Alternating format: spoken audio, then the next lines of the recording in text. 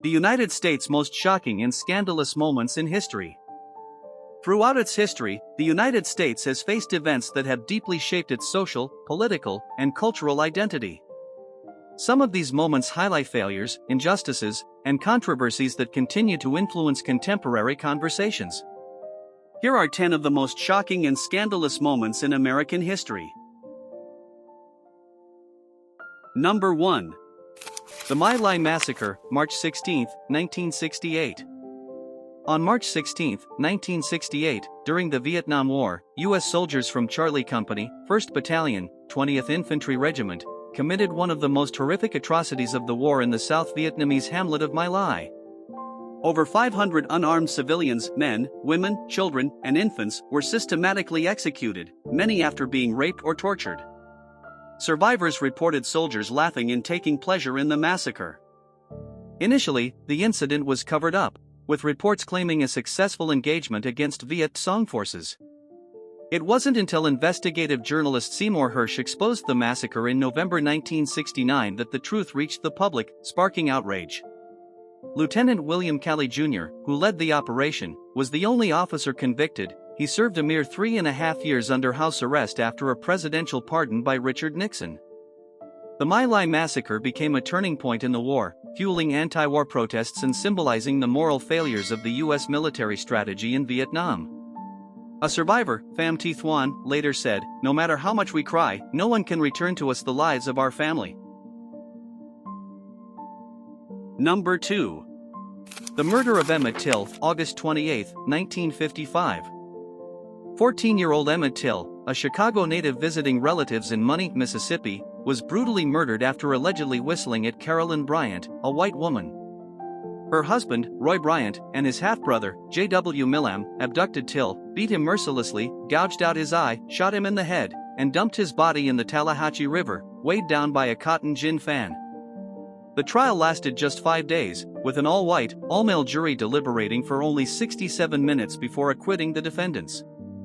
Protected by double jeopardy, Bryant and Millam later confessed to the murder in a Paid Look magazine interview, saying, "It was worth it." Mamie Till Mobley's decision to hold an open casket funeral exposed the world to her son's mutilated body, galvanizing the civil rights movement. Rosa Parks later said, "I thought of Emmett Till and couldn't go back to the back of the bus." Till's murder remains a stark reminder of the brutal racism that permeated mid-20th century America. Number 3. The Trail of Tears.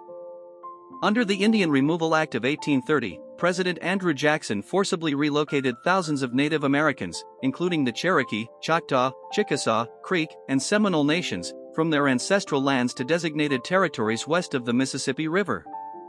The Cherokee, who resisted relocation, were forcibly marched during the winter of 1838 to 1839. Over 16,000 Cherokee people were uprooted, and approximately 4,000 perished en route from disease, starvation, and exposure. John G. Burnett, a U.S. soldier who participated, described the march as the most brutal order in the history of American warfare.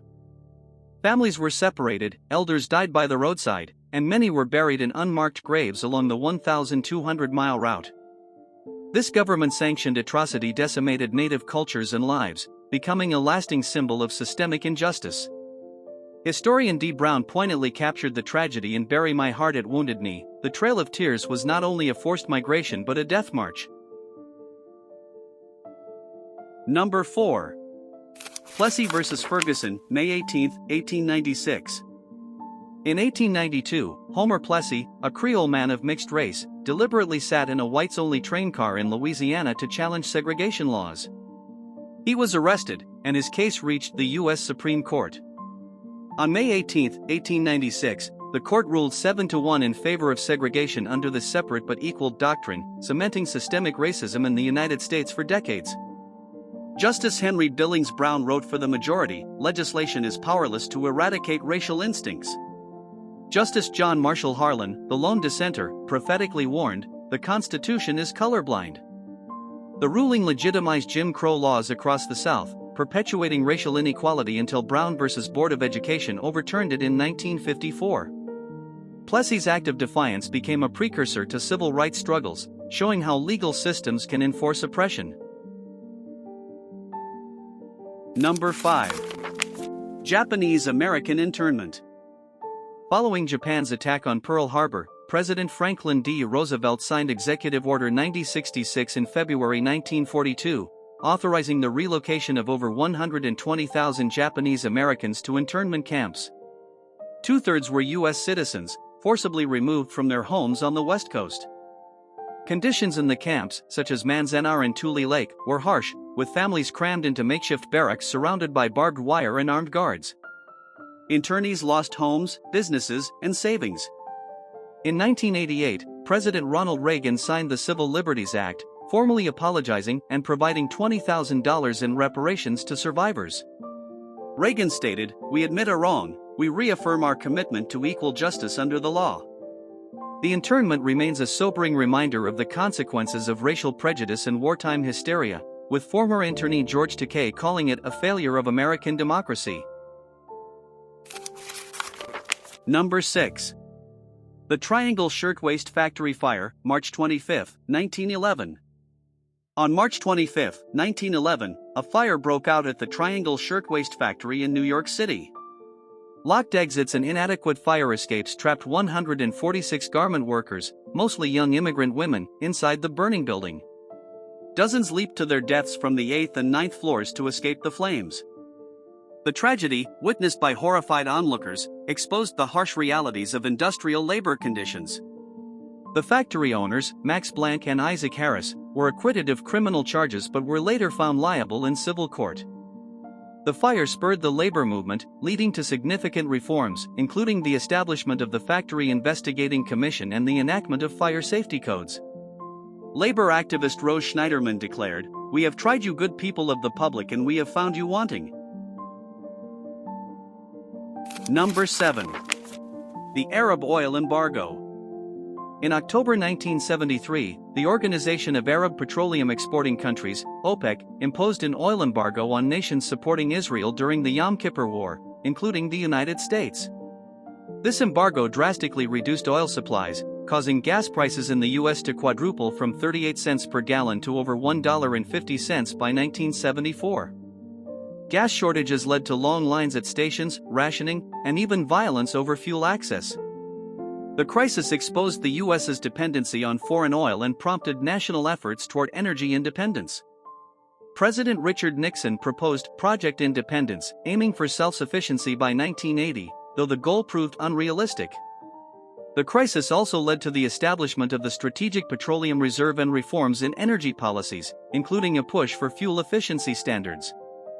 The embargo reshaped U.S. foreign policy, with a greater emphasis on Middle Eastern geopolitics.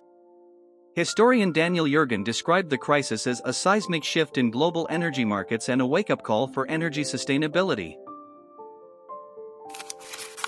Number 8. The Iran-Contra affair. During Ronald Reagan's presidency, U.S. officials secretly sold arms to Iran, violating an embargo, to secure hostages' release in Lebanon. The funds were illegally diverted to support Contra rebels in Nicaragua, defying congressional bans. Lieutenant Colonel Oliver North and others orchestrated the operation, but its exposure in 1986 led to a major scandal. Reagan denied involvement but later admitted inconsistencies, stating, "The facts and evidence tell me it is not true." Despite investigations, most officials avoided serious penalties, with North's convictions overturned. The affair highlighted government overreach and accountability failures. Number 9. The Tuskegee Syphilis Study. For 40 years, the U.S. Public Health Service conducted a study on 600 African American men in Tuskegee, Alabama, to observe the natural progression of untreated syphilis. Participants were misled into believing they were receiving free healthcare, but in reality, treatment was deliberately withheld even after penicillin became the standard cure in 1947. By the time the study ended in 1972, following a whistleblower's revelation, 128 participants had died of syphilis or related complications, and many had unknowingly infected their families. The study's exposure led to public outrage, a $10 million class action settlement, and the establishment of stricter ethical guidelines for medical research. In 1997, President Bill Clinton formally apologized on behalf of the U.S. government, stating, "What was done cannot be undone, but we can end the silence and stop others from committing this kind of moral atrocity again. Number 10. The response to Hurricane Katrina, August 2005.